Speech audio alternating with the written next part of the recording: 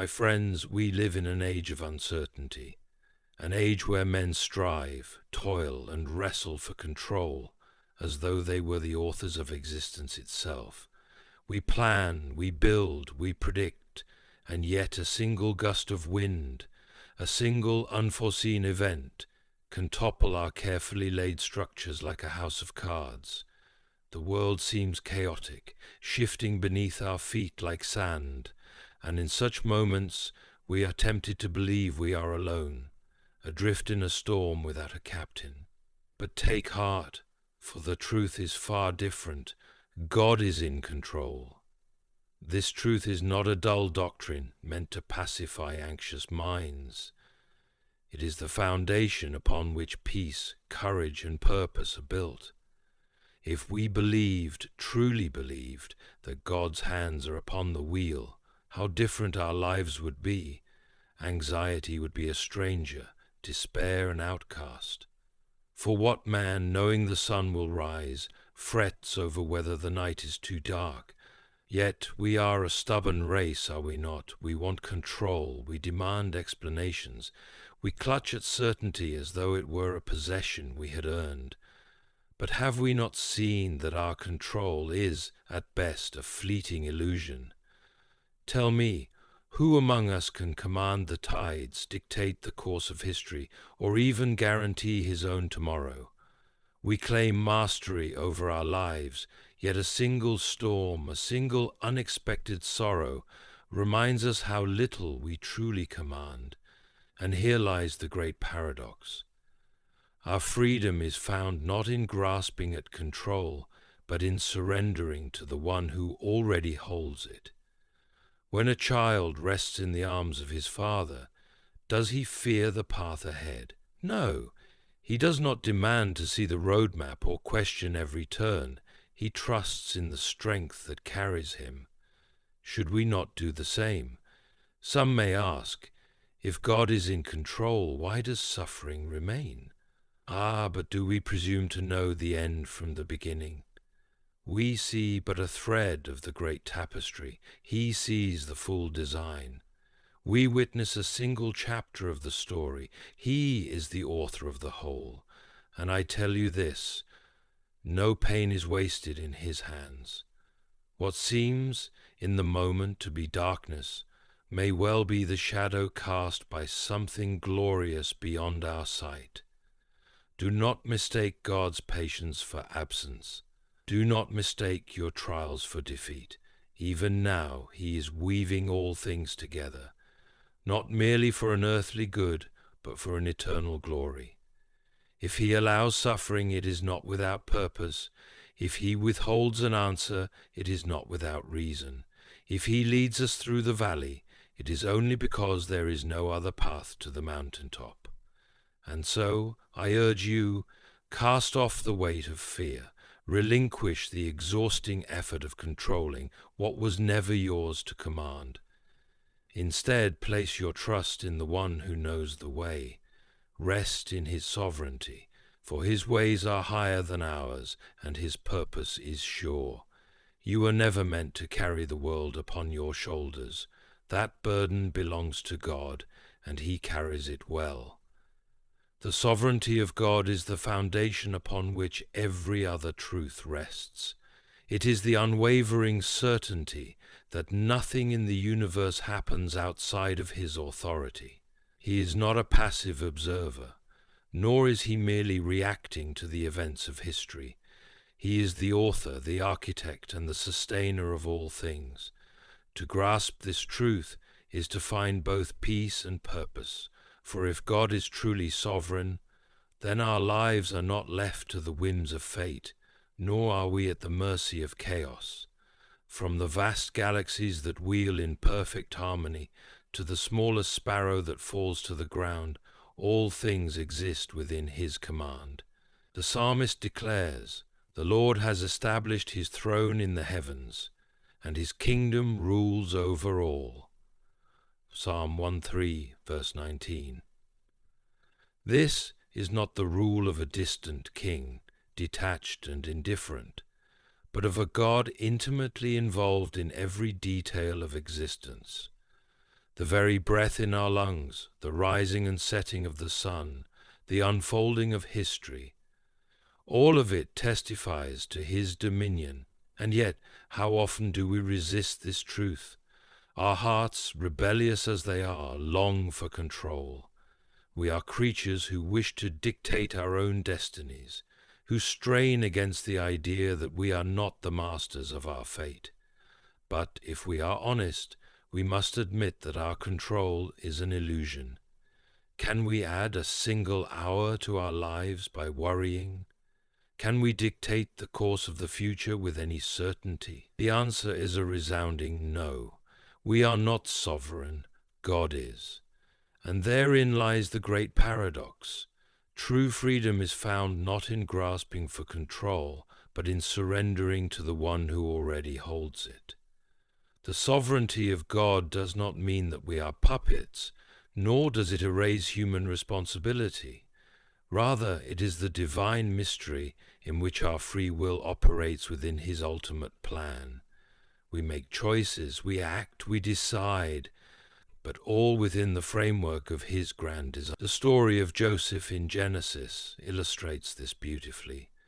Sold into slavery by his own brothers, imprisoned unjustly and forgotten by men, Joseph seemed to be at the mercy of misfortune. Yet, in the end, he stood in a position of power, declaring to his brothers, "You meant evil against me, but God meant it for good." Even in suffering, God was working out a plan greater than any human mind could comprehend. To trust in God's sovereignty is to release fear. If he governs the universe, surely he governs your life. If he holds the stars in place, surely he holds you. This truth does not mean life will be without hardship, but it does mean that no hardship is without purpose. Even when we do not understand, even when the path ahead is dark, we can walk forward with confidence, for we do not walk alone. The one who rules over all walks with us, and he is in control. Fear is one of the most persistent and crippling forces in the human experience. It whispers doubts into our minds, paralyzes us with anxiety, and leads us to question everything, including God's goodness. We fear the unknown, we fear failure, we fear loss, and at times we even fear life itself. And yet, throughout Scripture, we are repeatedly given a command that echoes like a steady drumbeat. But why should we not fear? The world is unpredictable. Pain is real. The future is uncertain. If left to ourselves, we would have every reason to be anxious. But we are not left to ourselves. We do not walk through life as orphans, abandoned to fate. We are held by the one who spoke the stars into existence, the one who calls each of us by name. This is why fear has no rightful place in the heart of the believer, because God is in control and he is trustworthy. To trust in God is not a vague, sentimental feeling. It is an active decision to believe that he is who he says he is, and that his promises are true. Fear thrives on uncertainty, but trust is built on knowledge. The more we know of God, his character, his faithfulness, his sovereignty, the less room fear has to jump into his Father's arms. Hesitant to jump into his Father's arms. The water looks deep, the leap seems risky, but the Father's voice is steady. Trust me, I will catch you. The child has two options. He can remain frozen in fear, imagining all the ways things could go wrong, or he can take the leap, trusting not in his own ability but in the strength of the one who waits below. So it is with us. Life often feels like that uncertain ledge, and God calls us forward. He does not promise that we will never face difficulty, but he does promise that he will be with us. When you pass through the waters, I will be with you, and through the rivers, they shall not overwhelm you. Isaiah 43:2. The trials may come, but we are never alone. The waves may rise, but they will not consume us. Yet fear often deceives us into believing that we must be in control in order to feel safe. Though it convinces us that if we could only predict every outcome, if we could only secure every detail, then we would have peace. But control is an illusion. No amount of planning, no amount of worry can guarantee the future. The only true security comes from trusting in the one who holds the future in his hands. Faith is not the absence of fear, it is the choice to trust God in the midst of it. It is looking at the uncertainty ahead and saying, I do not know what will happen, but I know who is with me, and that is enough. Human beings have an insatiable desire for control. We make plans, set goals, and structure our lives in an attempt to create stability. We build financial security, pursue education, and cultivate relationships, all in the hope that, by doing so, we can ensure a predictable and safe future. We want to believe that if we work hard enough, plan well enough, and make the right choices, we can control the outcomes of our lives.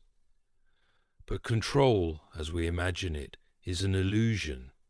We may influence certain aspects of life, but we do not govern them. The strongest man cannot add a single hour to his life. The wisest woman cannot guarantee her plans will unfold as she intends.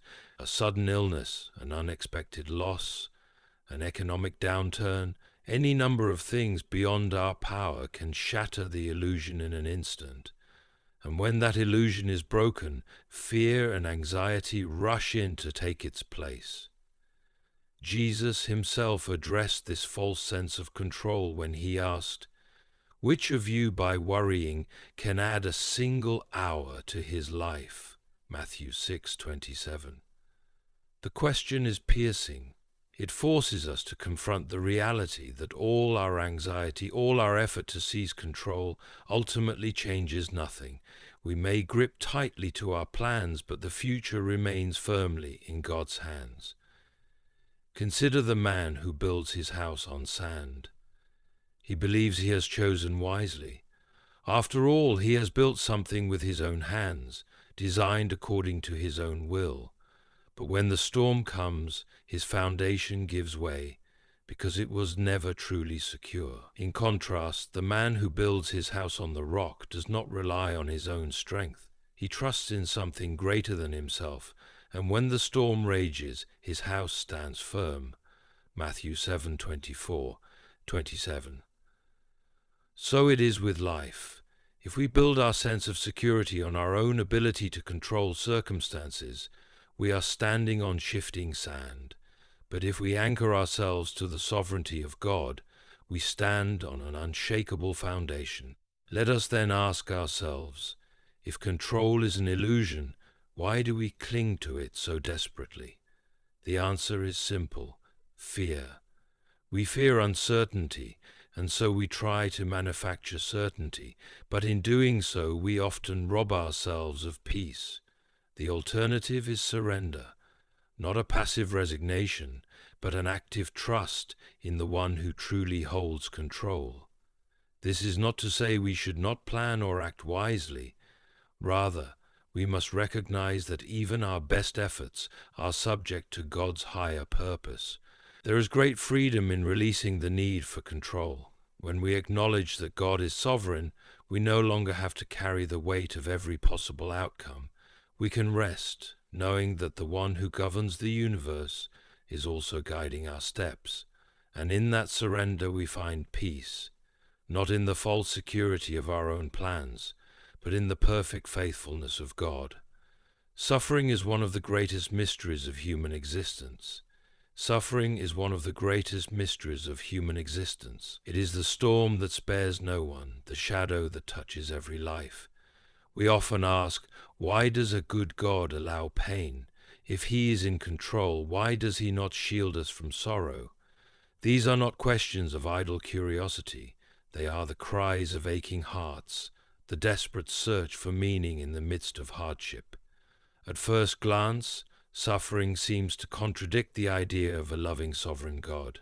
If he truly reigns, should he not prevent the very things that break our hearts? But this perspective assumes that comfort is the highest good, that the avoidance of pain is the ultimate goal. God's wisdom, however, is far beyond ours, and his purposes stretch into eternity. What seems in the moment to be a meaningless trial is often the chisel shaping us into something far greater than we can yet perceive. Suffering as refinement gold is purified in fire. A blade is sharpened through friction. A tree grows stronger when it is tested by the wind. And so it is with us. Scripture tells us, "Consider it pure joy, my brothers and sisters, whenever you face trials of many kinds, because you know that the testing of your faith produces perseverance." James 1:02a3.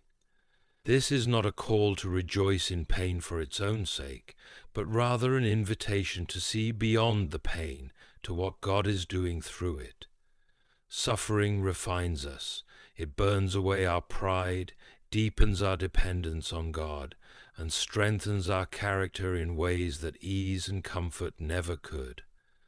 We often desire growth without discomfort, but this is not how transformation works. Ask any athlete, and they will tell you that strength is built through resistance. The muscles must be strained in order to grow. So it is with the soul. The trials we face stretch us, teach us endurance, and draw us closer to God in a way that prosperity never could. Suffering as a path to deeper faith.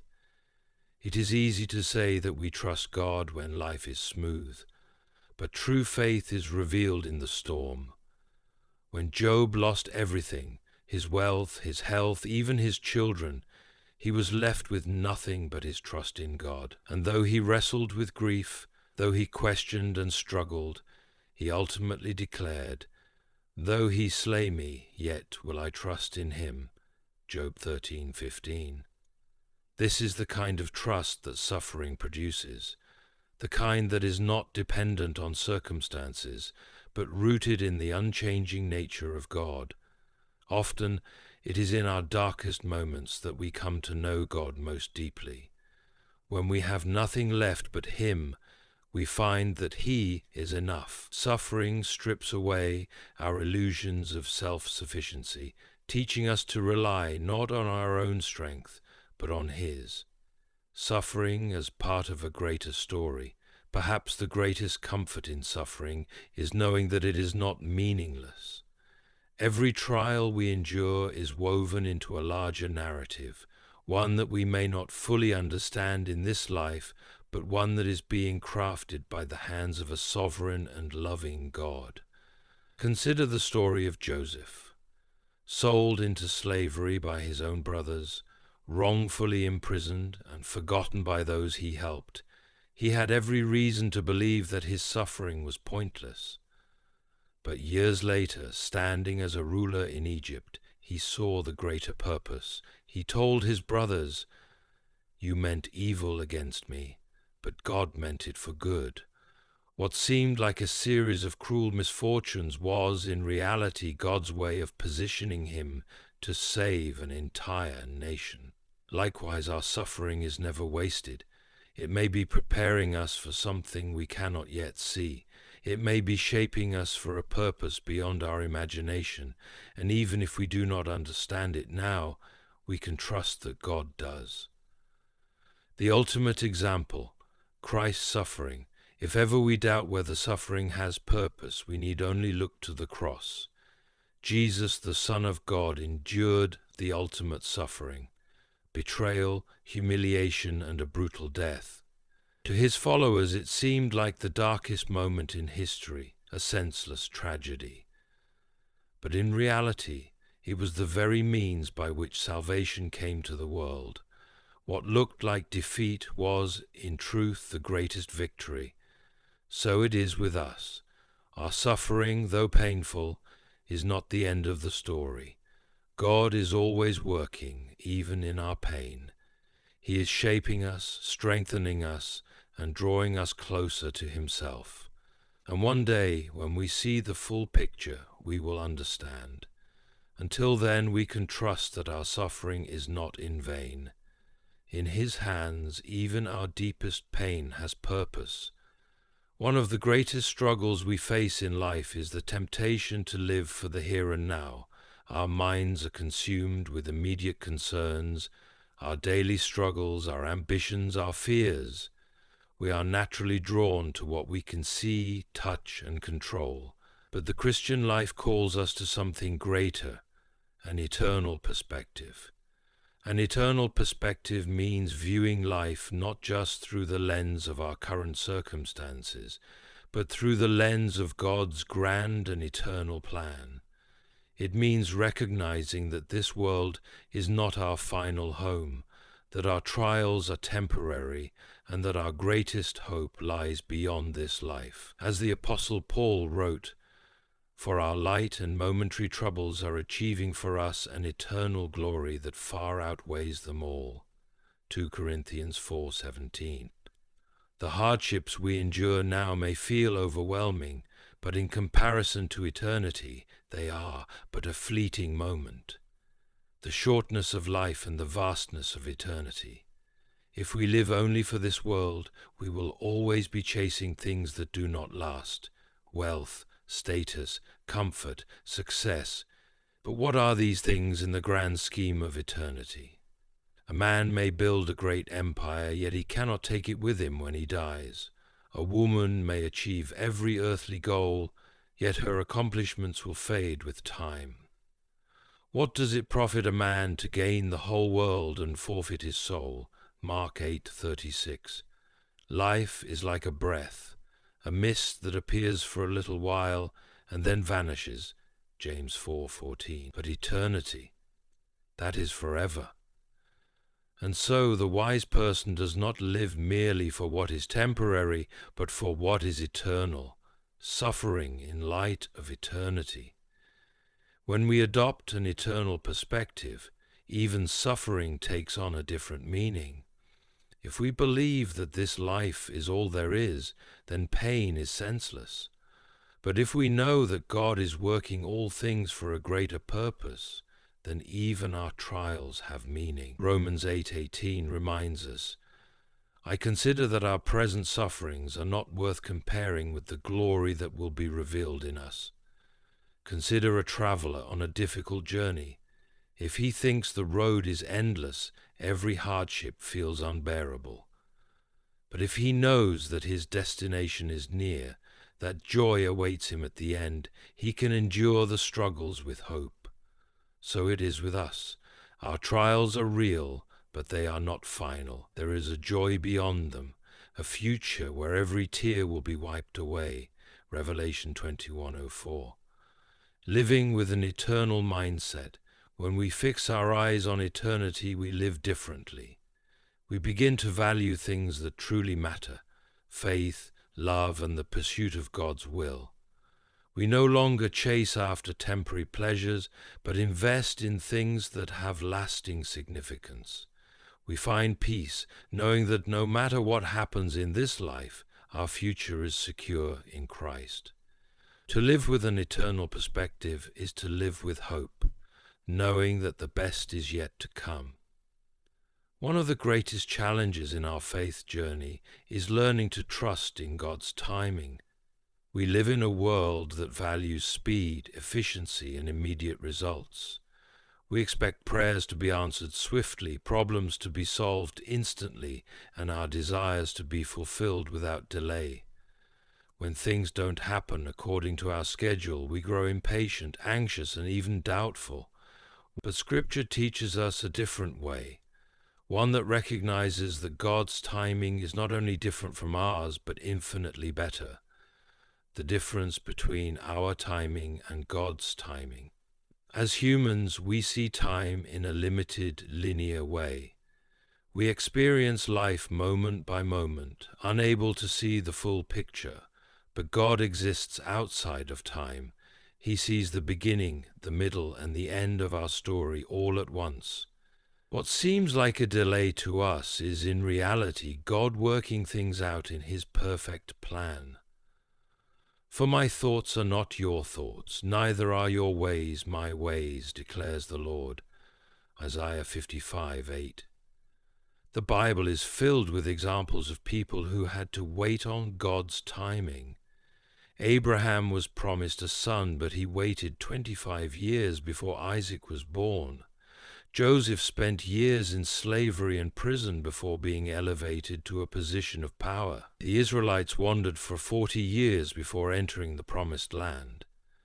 And even Jesus himself waited until the appointed time to begin his ministry. In each case, the waiting was not wasted. It was preparing them for the fulfillment of God's plan. Waiting as a test of faith, waiting on God's timing, is often a test of faith. It forces us to trust that he knows what is best, even when we don't understand. The challenge is that waiting feels uncomfortable. We question whether God has forgotten us, whether we heard him correctly, whether we need to take matters into our own hands. But faith means believing that even in the silence, God is working. The Lord is not slow in keeping his promise, as some understand slowness. Instead, he is patient with you, 2 Peter 3:9. Rushing ahead of God can lead to disaster. When Abraham and Sarah doubted God's timing, they tried to fulfill his promise on their own, leading to heartache and conflict. But when we surrender to his timing, we align ourselves with his greater purpose, trusting the process. When we trust in God's timing, we find peace. We stop striving, stop worrying, and start resting in his faithfulness. We recognize that every delay, every closed door, every moment of waiting is shaping us, teaching us patience, humility, and reliance on him. God's timing is never too early, never too late. It is always perfect. And when his plans finally unfold, we will see that they were worth every moment of waiting. Until then, we hold on to the promise that he makes all things beautiful in his time, Ecclesiastes 3:11.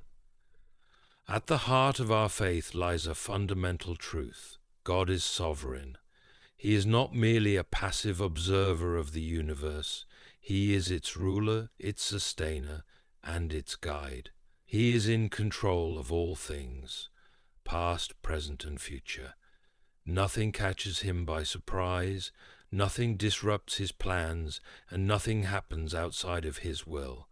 And yet, though we profess to believe this, how often do we live in restless anxiety, as if everything depends on us?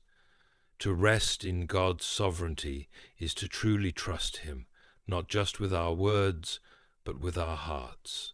It is to release our need for control, to lay down our burdens, and to find peace in the knowledge that he is working all things for good. What it means to rest in God rest is more than the absence of activity. It is the presence of trust.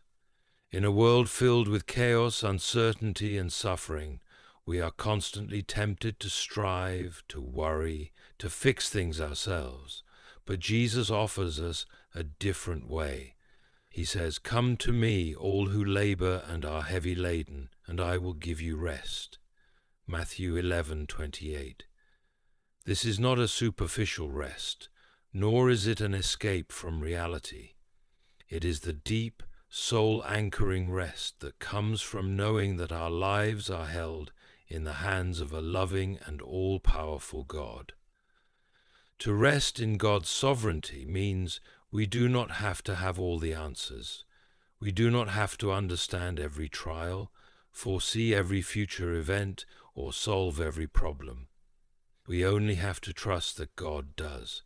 He is the master weaver, intertwining every thread of our lives into a greater tapestry, one that we may not fully see yet, but one that he has already completed.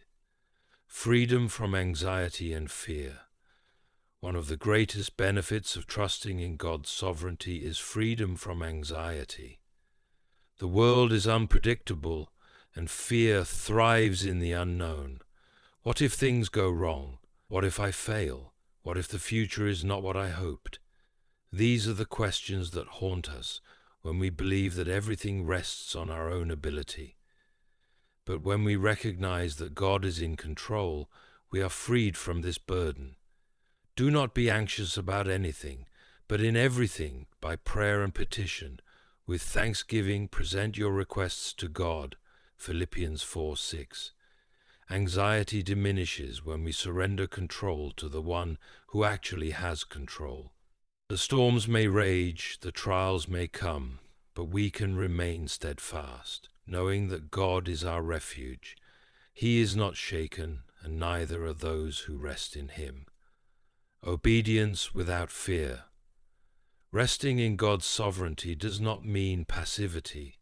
It does not mean we do nothing, waiting idly for God to move. Rather, it means we obey without fear. We step forward in faith, knowing that the results are in His hand. We make decisions, pursue dreams, and serve others, not from a place of anxiety, but from a place of trust. Consider a sailor on the open sea. He does not control the wind, but he trusts in it to carry him forward. He does not fear the waves, because he knows his ship is strong. So it is with us. We may not control the circumstances of our lives, but we trust in the one who does. We obey, we work, we strive, but we do so with a heart that is at peace. The ultimate hope in God's sovereignty. The greatest comfort of all is knowing that God's sovereignty extends beyond this life. His control is not limited to our earthly existence. It stretches into eternity. He has secured our future, prepared a place for us, and promised that one day all things will be made new. In this we find our ultimate rest. To rest in God's sovereignty is to live in peace, walk in faith, and trust that whatever comes, He is in control. And that is enough.